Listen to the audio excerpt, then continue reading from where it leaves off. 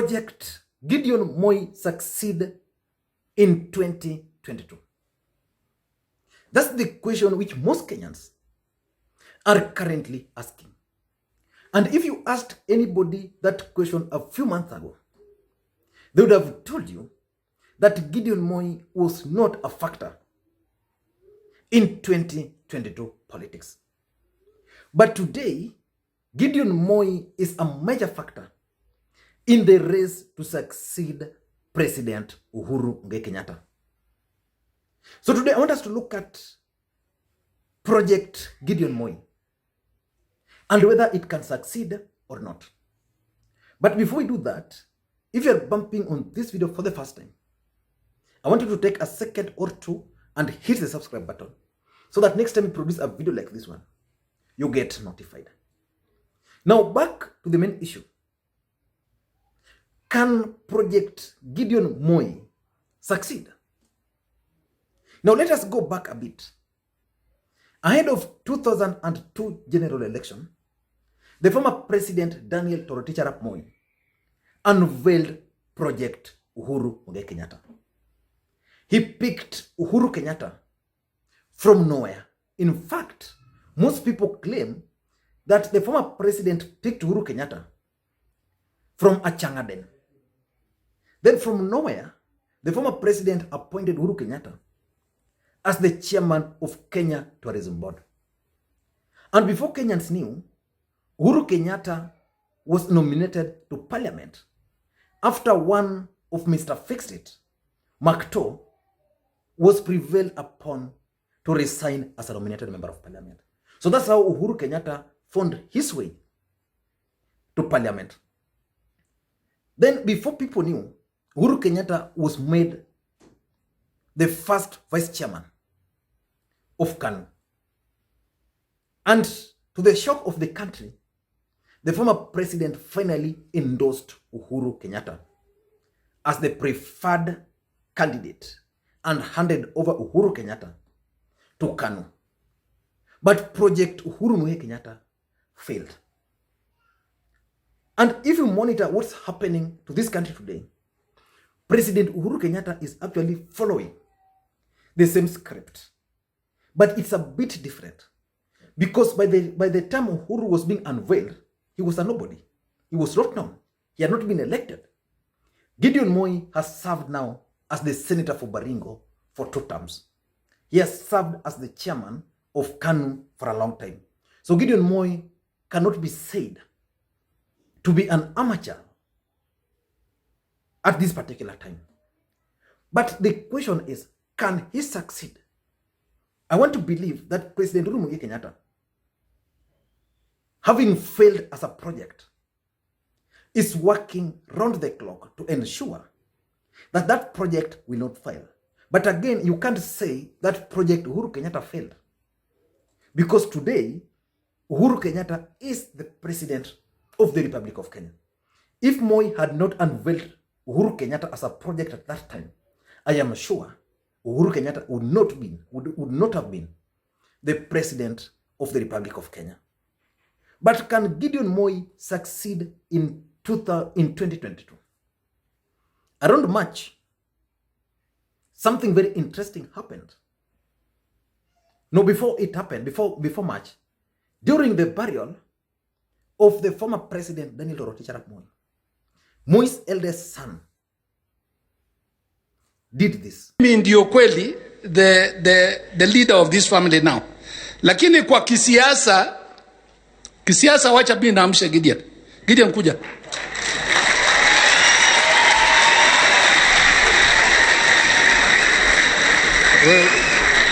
Kwa kisiasa itakuwa huyu, sivyo?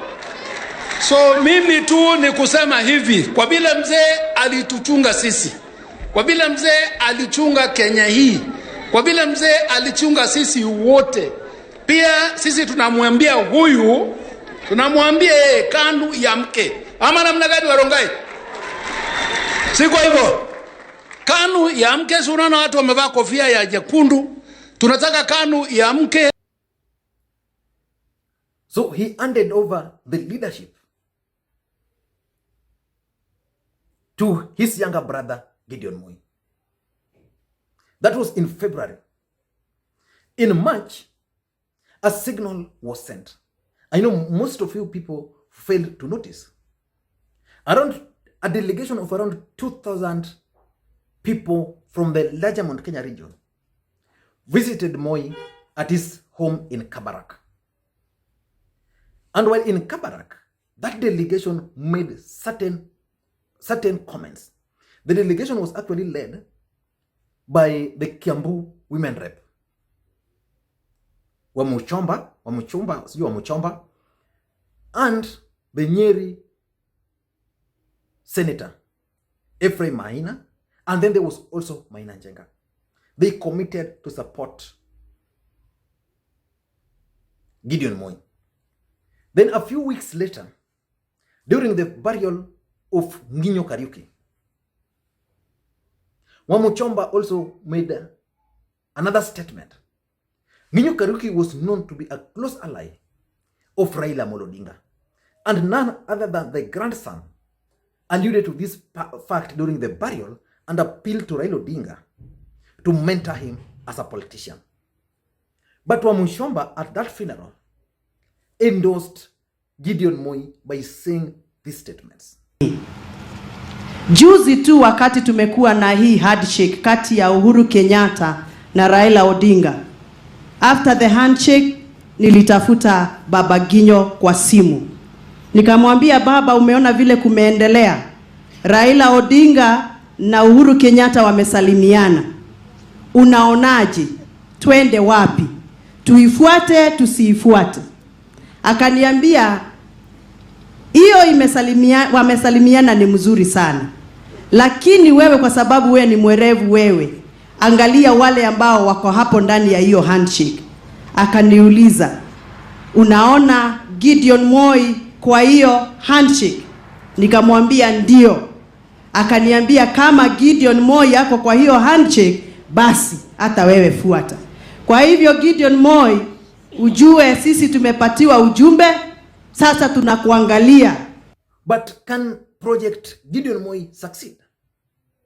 In my view, the project Gideon Moi can succeed or it cannot succeed based on how Gideon Moi is going to carry himself and how that project is likely to be packaged.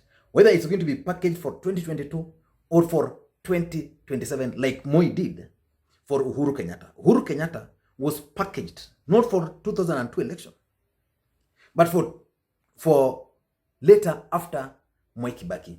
Now let us look at why, all the factors which can make it happen. The first factor is numbers. Politics is all about perception. In 2007, Mutahi Ngunyi created a narrative, and he termed that narrative the tyranny of numbers. The narrative was simple: create a perception that the Kikuyus and Kalenjins alone, using the figures, can elect a president. This was done because in 2007, Raila Odinga won the presidency of the Republic of Kenya with the highest numbers of members of parliament and councillors. But he was not allowed to sit. He was rigged out. So to counter that kind of narrative that it was possible to win the presidency using the Kikuyus and a few using the Kikuyus number, now when Uhuru and Ruto came together, then it was now easier for them, because in 2007 the the Kalenjins were actually with Raila Odinga. So when now we had these two tribes, it was possible for Mutahi Ngunyi to create that narrative. So the fact of the matter is, if Gideon Moi can play his cards so well, and President Uhuru Kenyatta decides to endorse him, then the system can do for him a tyranny of numbers theory. In short, the Kalenjins are not yet embracing Gideon Moi because they know they have a deputy president. So if you have one bird at hand, you can't chase another one which is outside there. So when the two birds will now be free somewhere, and the Kalenjins will be looking at the possibility of Gideon Moi succeeding Uhuru Kenyatta, then their chances of running to Gideon Moi will be so high. The same to Central Kenya. And I've opined on this platform severally that the Kikuyus are not supporting William Ruto because they love William Ruto.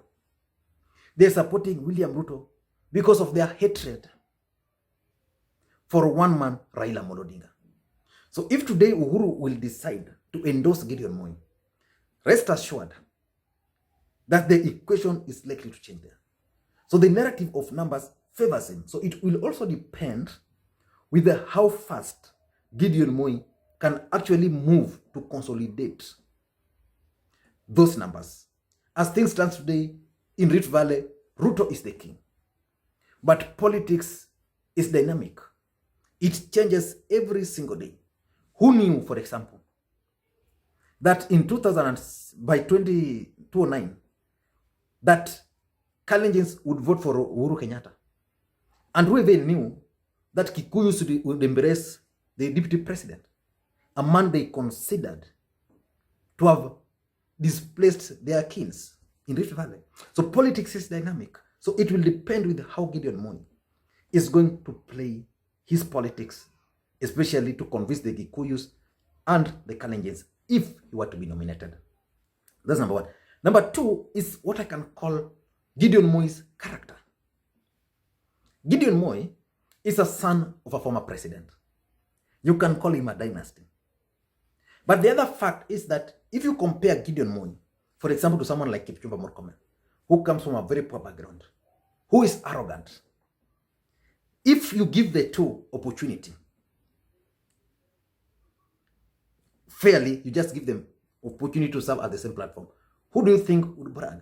Kipchumba Murkomen was just a mere majority at the Senate.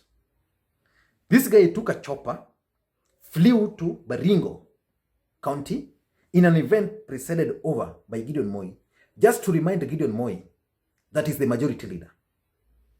He's more senior. He's reminding a guy who was born and has stayed in power all his life. So Gideon Moi's character makes him appealing to almost everybody across. Take, for example, the deputy president. He has cut links with almost everybody. Raila Odinga, there are people who believe Raila Odinga has crossed their path. They can't work together. They believe Raila Odinga has betrayed them.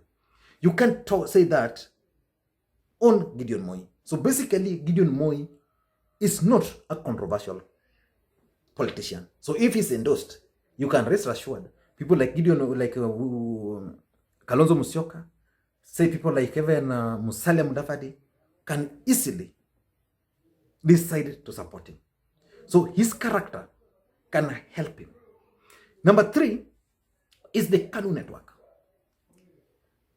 KANU ruled this country for how many years? It has network. Those networks means the billionaires and millionaires who are associated with KANU. So Gideon Moi can go to Kambani today and look for someone who was a former KANU chairman in that area. And the person can listen to him. And KANU, apart from ODM party, in this country, KANU is the only party with the structures. KANU is the only party where you can say there's a vice chairman of KANU in village A, B, and C. And if you want to confirm this, just go to anywhere. Go to any village in these towns. Go to any shopping center in your area. Ask kama kuna mtu wa KANU. Your chances of meeting a mzee na ile tie ya KANU, ya flag, are almost 100%. When Moi died, we saw people cycling from Kakamega to Baringo, donning the KANU attire. When Mzee Moi died, there were people who were fully in that red KANU shirt and the tie, the flag. So that's how powerful KANU is. So he can leverage on that KANU structures if it's strategic. Because of course, the politics changed a bit, but this KANU still has structures which he just needs to activate and can help him. Number four is the system. Gideon Moi is a son of a former president. Gideon Moi, as far as I'm concerned, doesn't have any issue with the system. The system can decide wacha tupe huyo kijana. And I think that is what is informing President Uhuru Kenyatta's action. If you monitor Uhuru Kenyatta of late, you can easily conclude that his preferred candidate is Gideon Moi. So by doing that, Uhuru is simply telling you that the system is even comfortable with this man. But it's not an easy ride. It's not going to be easy for Gideon Moi. For Gideon Moi to succeed, he must deal with the following obstacles. 3 obstacles. Number 1 is that Moi factor. The Moi factor, which we are saying is advantage. He must deal with it. Moi ruled this country for how long? 24 good years. He was a vice president. During his time, a lot of bad things happened in this country. Moi is remembered for uniting this country. In fact, as of today, there are many Kenyans who believe that if Moi had continued, Kenya would still be united. Yeah, but he left trails of bad things. When you talk of KANU, there are people who always just think of Robert Ouko. When you talk of KANU, there are people who think of the Wagala massacre. When you talk of KANU, there are people who think of very bad things which happened. The collapsed economy. People will think of people like Yaka, like Patni. So that name KANU, he must deal with it. Remember, when Uhuru Kenyatta was contesting in 2002 as a presidential candidate, he was being projected as Kenyatta. In 2013, Uhuru decided to do away with the name Kenyatta. He's called Uhuru Kenyatta, yes, but in his campaign, he was Uhuru. So there was Team Uhuru, Uhuru Ruto. So the name Kenyatta was taken away from him a bit. So can Gideon Moi stand without the name of Moi? So that we just have Gideon Kipsiele. So he has to deal with that Moi factor. Number 2 is the past of KANU. That network of KANU which he has. Can KANU still be revived? Can it be embraced by Kenyans? So he has to deal with the past. And lastly, the aggressiveness. Politics is never given on a silver platter. People grab power. In Rift Valley today, Gideon Moi, I've seen him meeting. Yesterday he was in Kitale. The other day he held another meeting at his home with the leaders from Rift Valley. But how many are they? Are they aggressive enough? So if Gideon Moi is not aggressive enough to counter the DP, then how can he become the president of the Republic of Kenya? This country needs people who are aggressive. If you're not aggressive, politics is not your portion.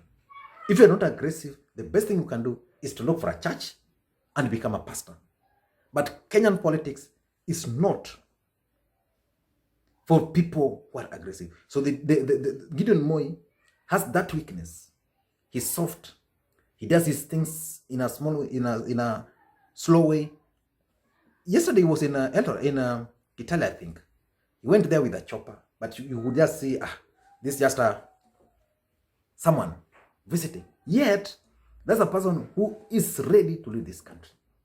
So if Gideon Moi can address these obstacles and make good use of those factors which favors him, then I don't see anything which can stop Gideon Moi from becoming the president of the Republic of Kenya. I don't know what you think. But again, it also depends. But personally, if you ask me, the best bet for Gideon Moi is not in 2022. 2022 will not favor him. Gideon Moi must start planning to become the president of the Republic of Kenya post 2022. Thank you guys. And if you're bumping on this video for the first time, just like I keep on saying, hit the subscribe button so that next time we produce a video like this one, you get notified. Thank you guys, and please, just the request, help me create interactions, like the video, give it thumbs down if you don't like it, so that we can know whether the video is good or bad.